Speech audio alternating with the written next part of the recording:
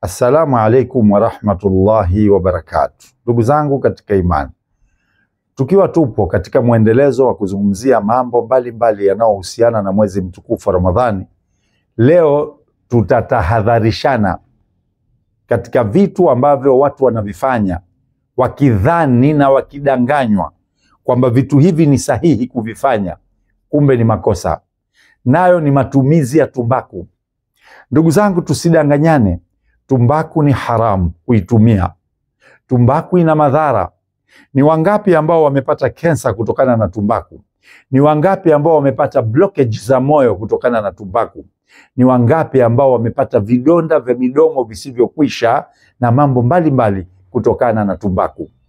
Lakini hebu tuthibitishe, tukiwaambia watu tuwathibitishie kwa dalili kwamba sigara, tambuu, pariki, ugoro, hivi vitu vinakuwaje haramu.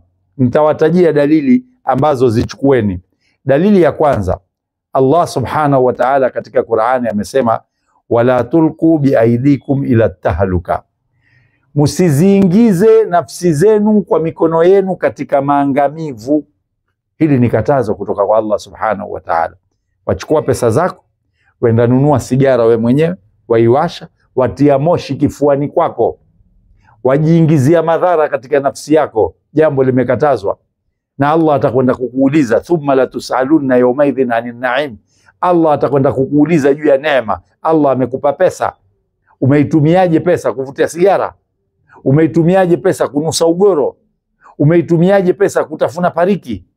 Kwa nini usinunue machungwa ukatia vitamin? Kwa nini usinunue juisi ukanywa? Kwa nini usinunue maziwa ukatia healthy katika kiwiliwili chako? Kwa nini usinunue chakula ukawapelekea watoto wako? Dalili ya pili ipo katika hadithi iliyopokelewa na Abi Said al-Khudri radhiyallahu anhu. Mtume sallallahu alayhi wa alihi wasallam anasema, la dharara wala dhirara, haruhusiwi Muislamu kuidhuru nafsi yake wala kumdhuru mwenzake. Ni haramu kwa mtu kujidhuru au kumdhuru mwenzake. Kwa maana hiyo, mwenye kufanya matumizi ya tumbaku, huyu anapata dhambi kwa sababu anaidhuru nafsi yake, na mwenye kuuza vitu hivi anapata dhambi kwa sababu anawadhuru wenzake. Dalili ya tatu, israf. Israf ni kitu kimekatazwa na Allah subhanahu wa ta'ala. Uchukue pesa upulize moshi, imeisha. Pesa ambayo ungeliweza kununua andazi na chapati ukala. Uchukue pesa utie ugoro mdomoni uteme. Pesa ambayo ungeliweza kununua apple na chungwa ukala. Hii ni israf.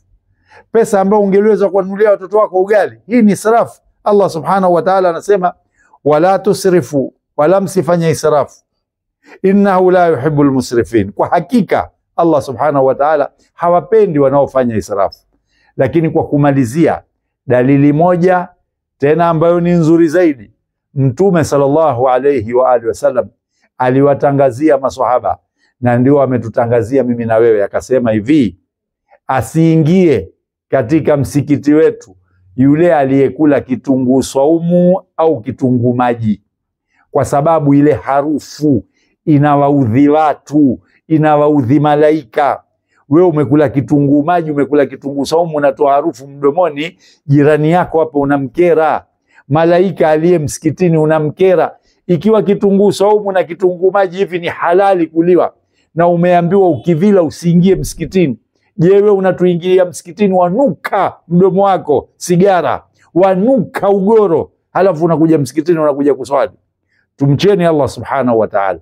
Hii maneno na fatwa za kama makuruhu wamkirihisha nani? Yule unayemkirihisha ni haram, kwa sababu unadhuru nafsi yako. Namuomba Allah subhanahu wa ta'ala aijalie Ramadhani hii iwe sababu ya ndugu zetu wanaotumia sigara na ugoro na pariki na tambuu kuacha vitu hivi, na iwe sababu ya Allah subhanahu wa ta'ala kuwasamehe makosa yao. Wakumbushe Waislamu, Allah atakulipa.